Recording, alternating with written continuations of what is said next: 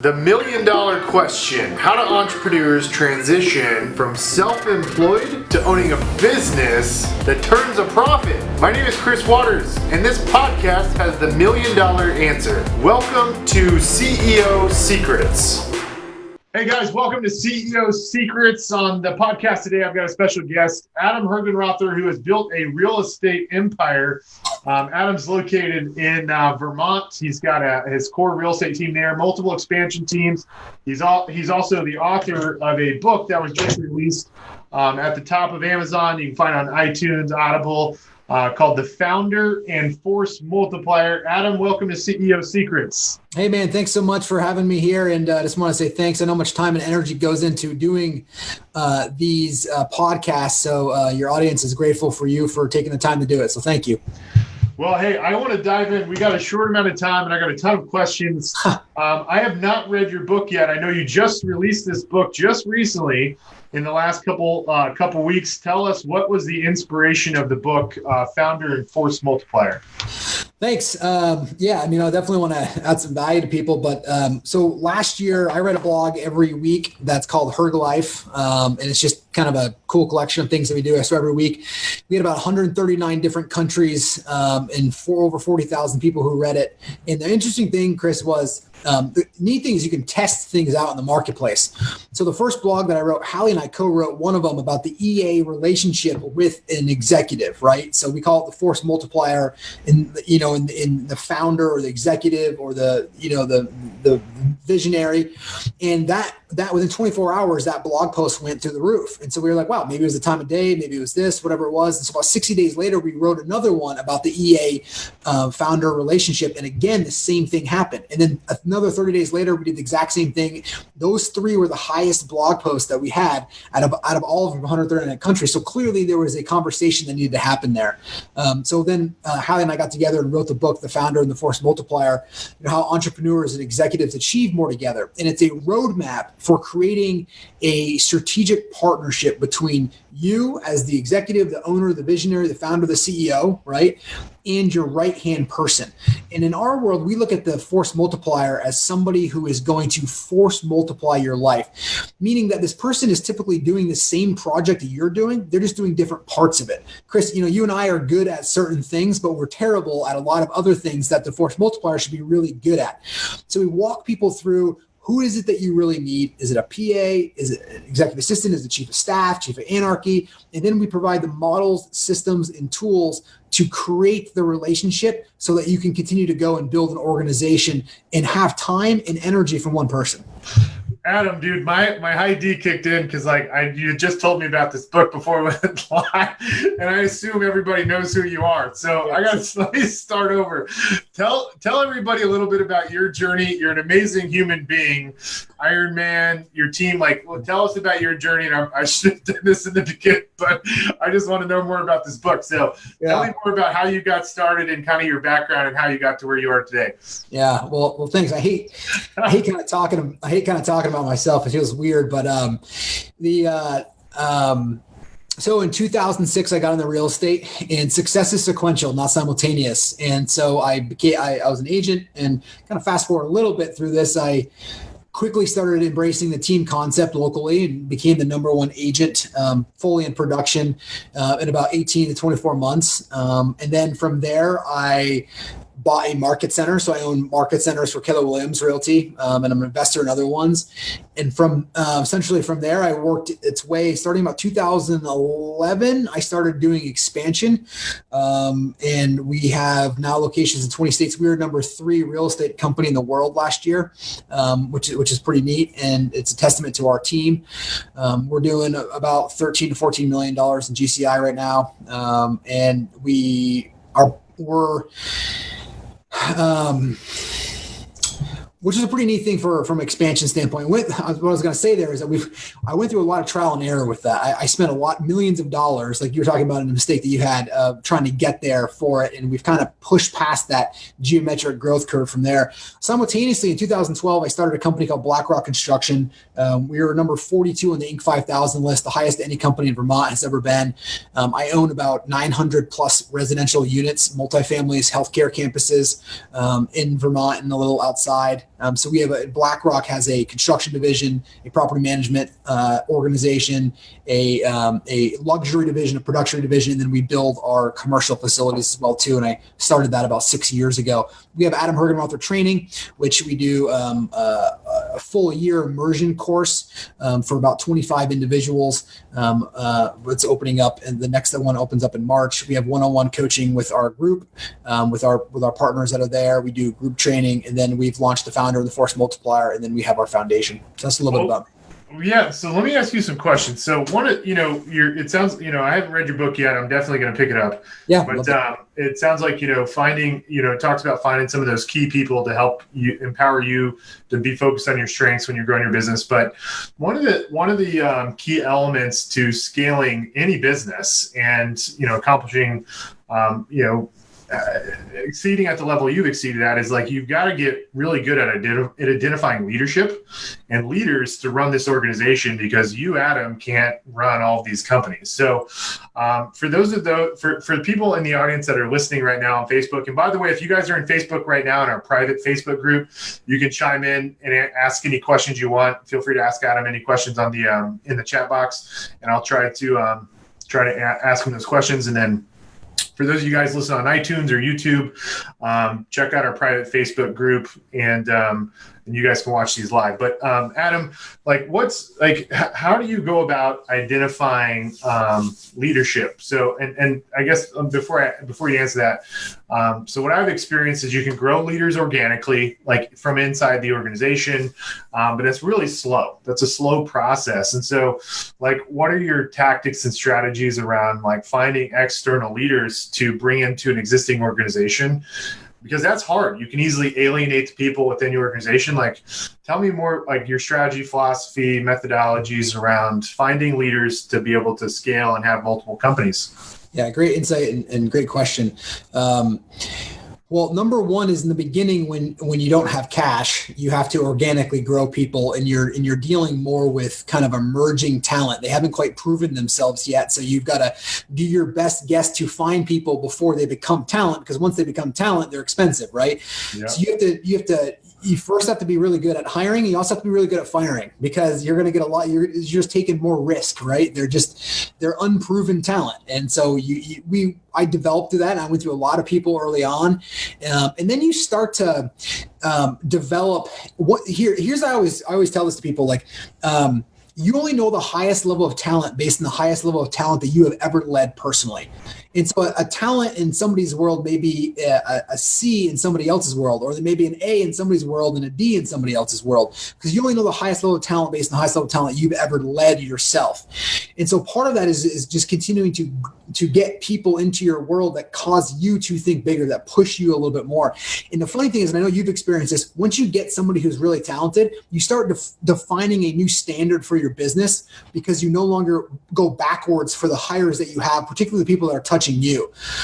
The other thing about this is, and I'll answer the question about how to attract people in a second, but fundamentally, most people walk into Verizon and they go, who in here wants to buy and sell a home, right? Because you're trying to look for clients. Then at some progression in your life, you start walking to Verizon and you go, hey, I wonder who in here I could hire, right, to go help do this. And then the final progression that I see that you can get to is that you walk in there and go, how do I buy the whole building in the company? And so it's just your change of your thinking is going to change your results and your actions. So as you progressively work through earning your right to build a business, you start changing the way you look at individuals and people. And you hear this, it's such a cliche thing that people make all the difference in the world, but there's always, at least I've experienced my life, every time I say that, a year from now, I feel it more, right? I get it at a different level, and I don't think that ever ends.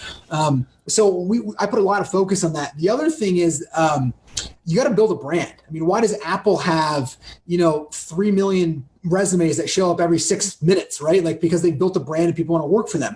Yeah. So I always ask people, and I ask your audience this, is why does an agent or an employee want to come work for your team? what separates you?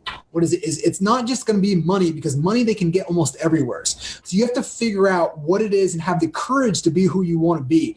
There's a lot of people who know how they want to run their organization, but are afraid because of what's Chris going to say, or what's Adam going to say, or what is this person going to do? Let me remind you, nobody gives a shit about anybody else in their world. So you got to go out there and just have the courage to be who you are and let the world know that. Because that way, when you walk into a room, 50% of the people are going to love you and 50% of the people are probably not going to like you, but at least they're clear on who you are. So you start attracting the people to your organization that are following your philosophy, your ethos, your mission, your why, whatever you want to call it, so that you can come together and build something together themselves. Mm-hmm. Love that. So just to get, I guess, to add some more clarity to this. So if you're starting out in your business, and maybe it's you and maybe a couple other people, it's a lot of trial and error, trying to figure out who's going to be the rising star.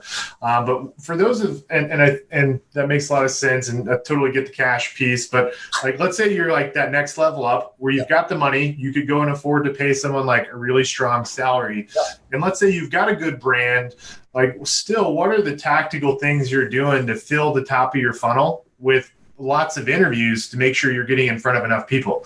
Are you staying local? Yeah. Are you looking out? Go ahead. One of them is this, right? I mean, you're literally, you want to create a wide funnel. So you want people to, I think teaching and training is one of the most important things that you can do. Locally, you do a group coaching webinar, whatever it is that you want to do. There's a whole bunch of ways to get out there. I also have been writing a blog for the last couple of years, every single week, and just continue to get more subscribers to it. One of the reasons why we wrote the book was to continue to build our brand in a larger way. And here's the other thing is, you don't have to do any of that though. Like, just start broadcasting the next time you and your team start getting together and start doing a call night, right? Of just some things that you're doing. Just let people, look, talent wants to surround yourself with other talent. I'll back up a second. Another thing too is, between our current organization, and this will change for anybody's numbers, but I bet we interview somewhere between 20 and 25 people a week between all of my organizations, between the people that are there. I have Hallie, who's my chief of staff, she's doing 3 KPAs today. I spent 2.5 hours with the guy who flew up from Atlanta today just to help potentially run something else that we're doing. So, I mean, my world is all about how many meetings can I get with people that are the talented people that we have, but you've got to be able to clear the noise outside of that to be able to focus purely on it. Everyone focuses on leads and listings, which are vital to your business. I get it. But then they don't go to the other side of the triangle, which is the leverage side. Or if they do, they spend 5 minutes there and they wonder why they can't hire the right people. Well, if I asked any one of the individuals in this group that to go come up here and recite their listing presentation, dude, they would kill it, right? They would crush their listing presentation or their buyer presentation, right? But how often do you spend time learning about people? Learning their behavior, learning your behavior, learning about what people are looking for. How do you be vulnerable with the people that are around you? So it's moving yourself from the inside of these things, the listings and the production side, to moving across the triangle to learning about people, learning about yourself, learning about how to lead people, reading 1 to 2 books a week. It's about, look, time is not the cheat. Everyone has 24 hours in a day. So why do some people accomplish more? It's how they use their time. And ultimately what that comes down to, Chris, is their ability to say no. I always give this example, like the day before vacation, right? People get so much done the day or two before vacation. And the reason why it is because it gives them almost an excuse to say no to everybody else around them. Mm-hmm. And that they feel comfortable saying no, okay, because I'm going on vacation. And it allows them to stay purposeful in what they're doing. The biggest misperception people have of me is that I just work all the time. They're like, oh my God, I must work all the time. Well, I work 4 structured days, and Fridays is, as you mentioned earlier, I do Ironman. So it's my long training day. So I don't deal with that. And I work in bursts, 8:30 to 11:30, and then 1:30 to about 4, and I'm done. I'm up about 3:30 in the morning, between 3 and 4. I spend a couple hours in personal development. I'm just very clear on how I spend my time. Let me just give you one more example. Most people live their life in these boxes. So the first box is like this learning box, and they go from 1 to 22 years of age, depending on their highest level of education. And they spend their entire time in this learning box. And then once that's checked, they move to this work box, right? And they work, and you know these people, Chris, right? I've got 8 more years left in this company. I got to hang it in there a little bit more. I got 15 years left, and I'm going to get $1,100 a month coming in, or whatever it is. And they hang on in this box. And then they finally, as long as they get this box long enough, they can go to this final box, which is the play box. When I kind of realized this, a couple of years ago, I just decided to reframe my life and say, well, I'm going to learn, work, and play every single day in my life, because people haven't realized we're all going to die and nobody knows when that's going to happen. And so I want to, when I'm taking my last breath here in this physical world, I want to make sure that I play it out in today. So I've allocated a certain amount of time for personal development. I've allocated a certain amount of time for work. I've allocated a certain amount of time for play. Play may be physical too, maybe with your kids, and maybe reading, right? Maybe one of those things. They can kind of go together. But if you don't get parameters or boundaries on those categories in your life, then you're not living a life by design. You're living somebody else's life. And so the really interesting thing is when you get clear on this, when you get clear that the people that matter the most matter more than anything else, the decisions in your life become easy. There isn't a class in college that's like decision making 101. And so people there's so many opportunities and decisions people can make every single day that they don't know what they're saying yes to and what they're saying no to. So I want to bring that back to, if you want to build a business, that's great, but you're going to have to get very clear in what you're going to have to sacrifice and what you're going to have to say no to, and so that one thing that you can say yes to actually move your organization forward. So to summarize in a nutshell what you said, Adam, is one of the secrets to transition from being a self-employed agent owning a job, or maybe even thinking you own a business, but you actually own a job, to being a CEO owning a business is you start to shift your time not on lead generation, lead conversion, but on finding the talent that'll take what you've mastered, sharing with them how to do it, and start implementing and building people underneath you to create leverage. Yeah. Well, so something else you mentioned is time blocking and discipline and waking up early. I'm a huge advocate of that. Were you naturally a disciplined person? Do you feel like discipline is something people can learn? Like if somebody out there is struggling with like time blocking and like getting disciplined, like what's your advice to help them get back on the right track to finding discipline so they can ultimately find freedom? Great question. Well, I think discipline equals freedom. Otherwise, Eliud Cupid, the guy who just broke the marathon record by like a minute, came out this quote. He said, "Discipline equals freedom. Otherwise, you are a slave to your moods and your passions." So people who don't live a disciplined life are just slaves to how they feel, right? And I think that's really important. Up until I was about 16 years old, I don't know if you know this, I was about 100 pounds overweight. I was into drugs and I was failing classes. And one day when I came home as a freshman in high school, I just started crying. I literally just hit a point in my life where I didn't care anymore. I was living somebody else's life. I was very insecure. I was very overweight. I just had enough. How much did you weigh, Adam? A little over 300 pounds. And now you're doing Ironmans. Yeah. Well, and the cool thing is when I hit that breaking point, I literally lost 100 pounds within a year. I ended up becoming captain of my football team. And so I started working on myself to give me the discipline that I never had for 16 years to start understanding that I may not know everything, but I have the confidence to be able to figure it out. And so I believe that 99% people are made. And that if people subscribe to that, Chris, that conversation in itself makes people uncomfortable, because if they subscribe to that, they have to then put the pressure on themselves, because if they tell themselves the truth, then they'll realize that everything they want to accomplish is on them. And a lot of us don't want to subscribe to that because it puts the pressure on us.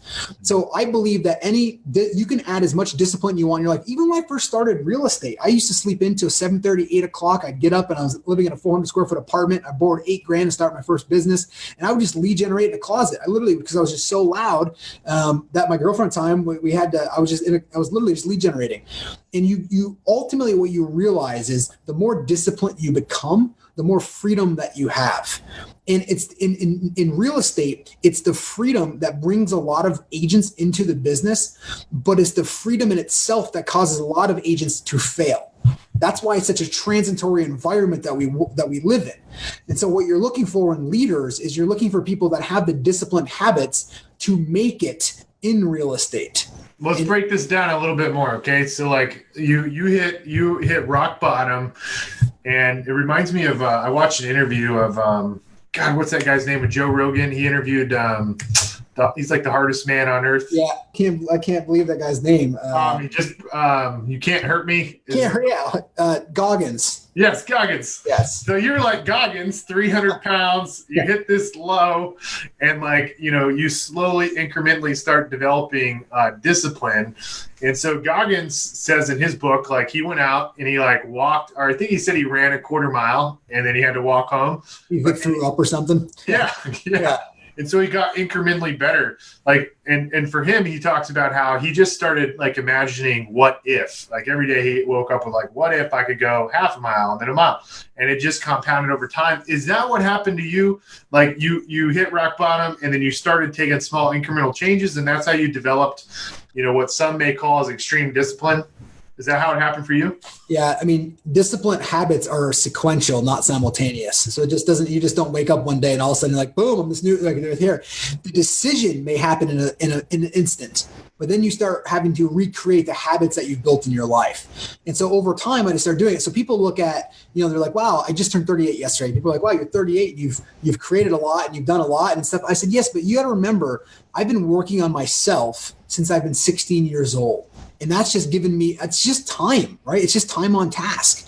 And so, yes, when you break that down, I always tell people when you're building your discipline, start with under promising to yourself, right? So if you want to go start exercise, maybe you say, hey, next week, I'm going to go run a mile. Because what people do, Chris, is they listen to something like this, and they get pumped up for a day, and maybe they're drinking caffeine, they're doing it. And they're like, okay, tomorrow I'm going to get up at 2:45. I'm going to meditate for 7 hours. I'm going to run 14 miles. I'm going to go swim across the ocean. And they overwhelm themselves or give so much to themselves that they don't get any of it done. And they end up negotiating in their head about what they can or cannot do. So my advice is this: if wherever you're at, and for me, when I get up really early now, but I was getting up at 7:30 or 8, then it was 7:15, and then 6:45, and then 6. And then it was around 5:30. I remember reading an article about Tim Cook when he was now CEO of Apple, and he was taking over, and how he gets up at 3:30 in the morning. Yeah. And I was like, well, man, if this guy's getting up at 3:30 in the morning, then I better start getting up at 3:30 in the morning. So then I just tried that on for a little while and see how that fit, and I've developed my routine since then. What time do you go to bed? Early, man. I've been in bed between 8 and 8:15 the last 3 nights in a row. I have 3 kids under 7, and so I put them to bed, and I usually work my way right over. And I explain to people around 5 o'clock is normal, is your 9:30 time, right? Which is why I'm just around 4 o'clock in the afternoon. I'm just done, right? I'm just because I've been going at it for so long. So yes, I go. So people always ask, what time do you go to bed? I go to bed early. Yes, I do. So what's your routine between 3:30 and before you get to the office? So I get up. The first thing I do is I meditate for 20 minutes. I do what's called transcendental meditation. So I literally drink a glass of water and I meditate. And then as soon as I'm done meditating, I go through a series of journaling. The first journal that I have is just my affirmations or gratitude journal. And I use Evernote, and it's just, I'm grateful for the rain. I'm grateful for the air. I'm grateful for my health. I'm grateful for my kids' health, whatever it is. I just get into a rhythm and I just get I'm grateful for.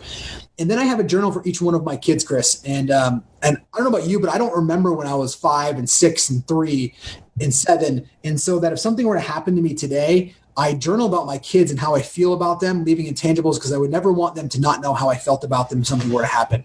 So every day I journal about something new that they did. I use Evernote. So I use my iPad and I bring photos right into it. So every day since every one of my kids is born, they have a history of their life, what they said, what they did, what they became, the challenges that I'm going with them, all these little cool things about their life. What it also does is a model for me to stay present with my kids, at least for 5 minutes the night before, because if I don't, sometimes I'll just get lost in my own thinking, and maybe I'm the only one, but this helps me say, okay, you know what?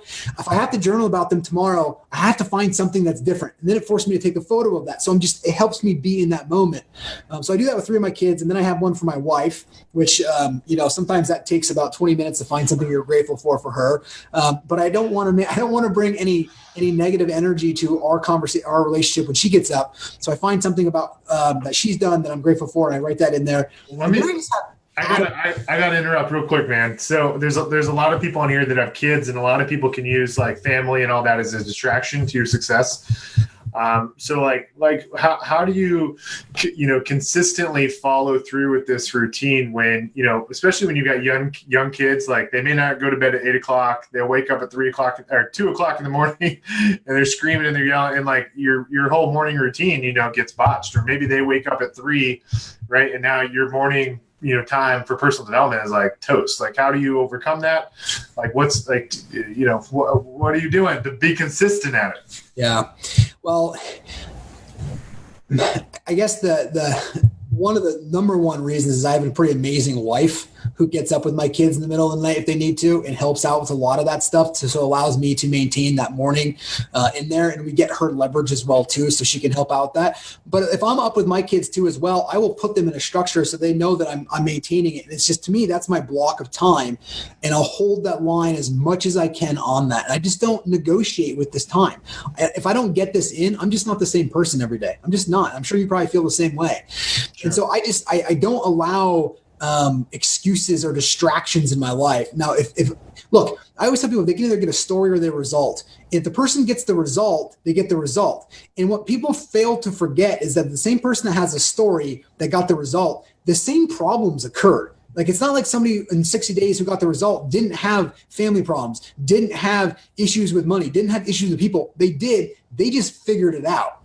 Right. And so you have to decide in the moments that you're in, at the moment that you're interacting with in life, that you're going to have a story, you're going to have a result, or you're going to negotiate with yourself.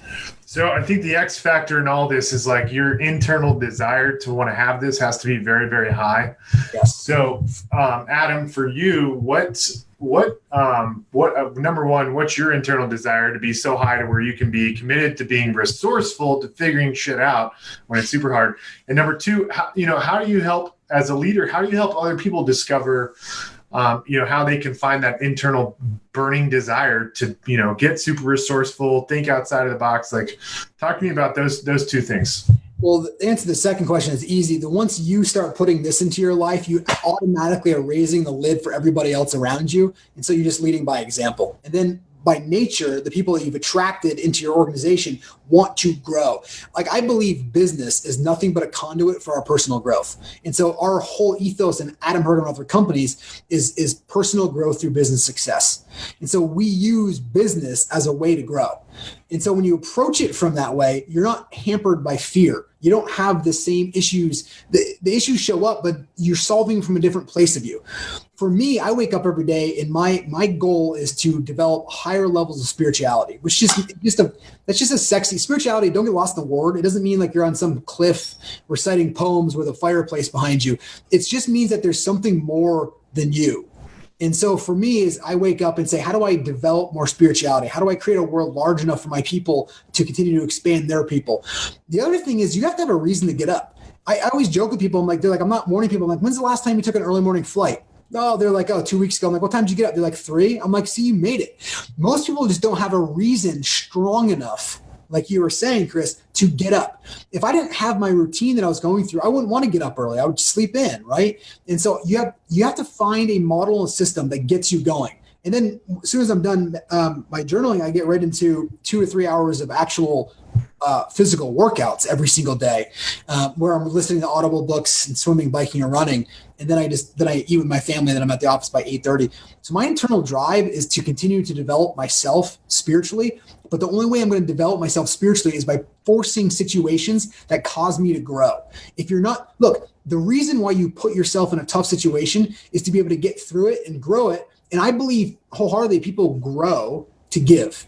Right? They grow through an experience to give. It's funny because when you're going through the experience, nobody wants to share what they're going through. But the minute you make it through it, you want to share it to everybody because you've been through it. I would encourage any of you to understand that if you're going through something tough, share it. It gets it off it's like a cloud that kind of evaporates so you can then get clarity around what it is that you need to do in making those decisions in your life. Adam, what's your biggest fear? What are your biggest fears in life right now? What are your biggest, the things that give you the most anxiety? What's the stuff that, you struggle with? Well, I struggle with a lot, right? I wake up every day and I say, well, why do people need me? right? I don't have a job in my organization. People employ me. I don't employ people anymore, even though we've got, 450 people in my company. And so I wake up going, how I can't fail these people. I need to grow personally. And if I stop growing, most of my leadership team will exit. So it's part of people have this fear of success because it's not that getting there. It's that once they get there, can they maintain it? So there's fears that show up: fear of losing talent, right? Fear of not, of being sued for like $15 million, right? Those type of things. So whenever that stuff comes in, I just learn how to dance with it. I separate myself from thoughts and emotions, and I realize that we are all back here. We're the witnesser of all things that are happening. We are not our thoughts. We're not our emotions. We are the person behind it, witnessing and watching the things happen in front of us. Cool. Awesome, man. Well, thanks so much for being on here, Adam. You have dropped a lot of knowledge in the last 45 minutes. I know you got to run to another meeting, but I appreciate you being on here. For those of you guys tuning in to CEO Secrets, be sure to check out Adam Hergenrother's book, The Founder and Force Multiplier. It's on iTunes, Amazon, and Audible. And Adam, are you going to be doing any speaking or any events going on around the country? I'm speaking in Wrigley Field on September 13th. So okay, cool. Hal Elrod and I are speaking together at Wrigley Field. So if people want to come check us, that's the next couple of weeks. That's awesome, man. That's a great book, The Miracle Morning with Hal Elrod. Yeah, absolutely. Great book. Well, guys, thanks so much for tuning in to CEO Secrets, whether you're live on Facebook or listening to this on replay. Be sure to check out our book, The $1 Million Real Estate Team, if you're looking to scale your real estate business. And tune in for the next show to come. Thanks again, Adam. Appreciate your time. Thank you so much.